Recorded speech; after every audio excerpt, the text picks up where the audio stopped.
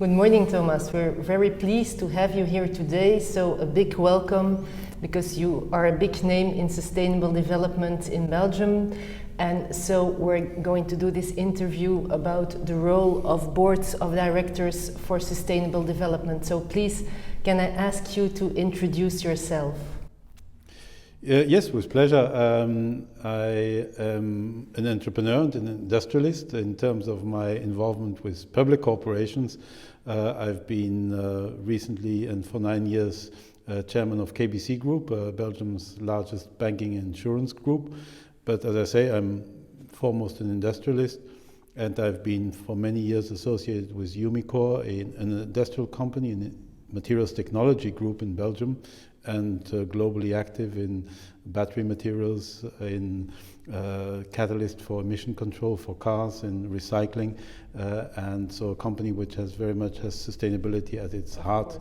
And I'm now also joining the board of DSM, a Dutch chemical and nutrition group, which is also very much into sustainability. So I came across this theme in many of my activities. Yes, of course. And you made a big shift within Umicore during your CEO-ship, but you also were the founding chairman of the Shift, if I understand well? Yes, the Shift is a coalition of corporations and NGOs in Belgium which promote sustainable development.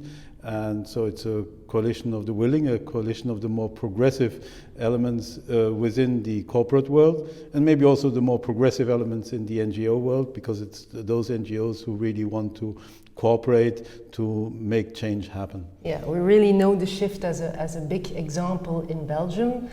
You're a very active man. You also are the chairman of the Commission Corporate Governance, aren't you? Yes, indeed. I was asked a couple of years ago to lead it, and I did that with a lot of pleasure and with a lot of interest. And it was especially a very interesting trajectory to come to the new Belgian Corporate Governance Code, which was published last year and which is due to come into effect really this year. That's why we called it the Code 2020. Yes, of course. I would like to talk a little bit more about the Corporate Governance Code 2020, and especially about its second principle. The board should pursue sustainable value creation by the company by setting the company's strategy, putting in place effective, responsible and ethical leadership, and monitoring the company's performance, and of course also the principle 2.2. In order to effectively pursue such sustainable value creation, the board should develop an inclusive approach that balances the legitimate interests and expectations of shareholders, but also of the other stakeholders. So you were also at the origin, of course, with the other members of the committee, of the introduction of this principle in the code. Could you enlighten us on that? Yes, well, I think in a way these terms speak for themselves. We're indeed convinced that we should put this notion of sustainable value creation in its various dimensions at the heart of the purpose of the corporation.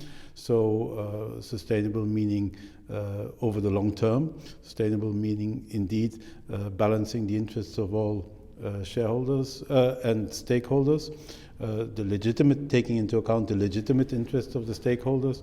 So these things we found to be very important to put them at the start of the code. And because we basically have the conviction that there is no contradiction in the long term, at least, between the interests of shareholders and the interests of long-term stakeholders. In the short term, they may be sometimes antagonistic and there may be some trade-offs involved.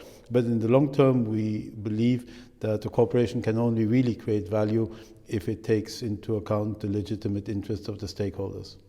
That's a very interesting point of view. Of course, could you give a practical example based on your experience in the diverse sectors? Yes, well, certainly in the industrial corporation, as I said, Umicore has put sustainability at the heart of its strategy, really. It's not some sort of an adjunct to the main strategy. No, we focused in 2000, we decided to put this notion at the heart of our strategy, and that led us to become a world leader in recycling of precious metals. This led us to become a leader in emission control for automotive applications, so making the air in our cities much cleaner, and now to invest into the shift to EVs, electrical vehicles, by being a world leader in battery materials for rechargeable batteries.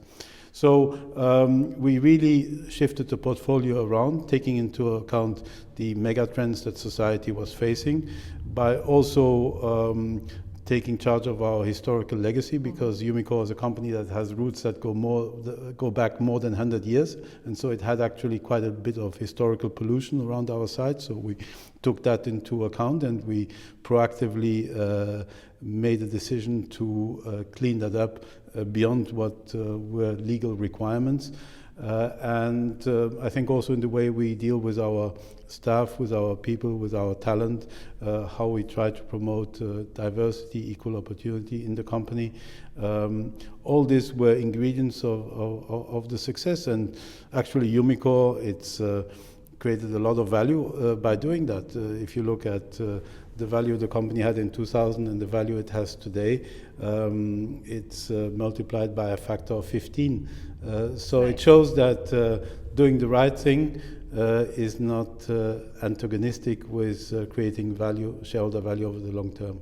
It's a very inspiring example, I may say. I think it will convince everyone.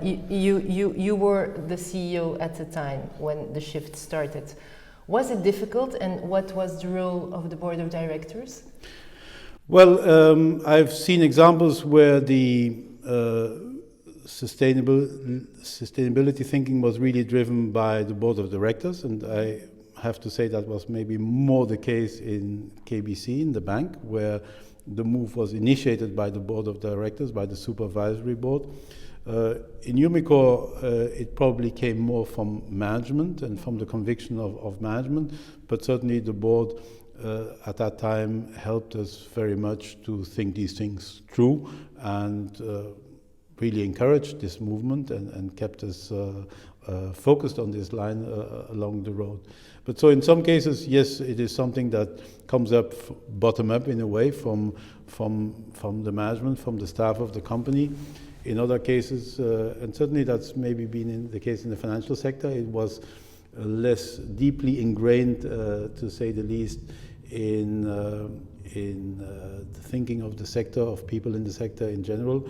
And so there, an outside supervisory board, I think, has played an important role in putting this on the agenda and by driving progress on that front. So the role of the board is important? Well, the role of the board is definitely always important, because in the end it's the board that sets the overall direction and selects the right management. But yes, the board clearly has a role to play in that sense, because even if management is convinced that this is the right direction, if the board doesn't support it, it's not going to go very far. And sometimes the board has to do more than that, has to be really the one that pushes in that direction. The driving force. Yeah. Because if I understand well the example of Umicore, you're also pleading for an approach that is internal and external, not only the products, but also internally embedding sustainability in the whole organization. Yes, indeed. I think it's only makes sense if you really embed it into the strategy and into the DNA of the company. Mm-hmm. I'm a little bit allergic to the term corporate social responsibility, because even though it may sometimes cover very important notions, but CSR is something that you typically find in a number of companies who dedicate a specific department to doing a few good things. Mm-hmm. Well, some of these things may be very worthy, very worthwhile, but they are not about sustainability in the long term. I think a company can really only be successful over the long term if it integrates this sustainability thinking in all its dimensions into its strategy. Mm-hmm. So it cannot be something that you do on the side. You can do that, but my conviction is that will not help the company to be successful over the long term. No, it's really integrated part of the, it has to become part of the culture. Part of the culture company. and part of the strategy. Yeah, oh yeah, okay. Thank you. So the title of the video series is the example of the board. The board's walking the talk. What would you give as an advice to boards of directors to make the shift, to be the engine behind the shift? What would you give as an advice to boards and to directors based on your personal experiences? Well, it's obviously to a large extent sector specific. Sustainability will mean different things to, just to cite my own experience, to a financial institution than it does to a large industrial corporation or to a retailer or whatever. So I think it has to start with what are the main trends, the main challenges deriving from sustainable development for my sector, and then analyzing what are the threats, the constraints that are coming on you, and how to react proactively to them, or how to deal proactively with them rather. And on the other hand, to think about the opportunities. What are the opportunities? How can my company, with these mega trends in mind, how can it distinguish itself? How can it offer unique solutions? How can it innovate?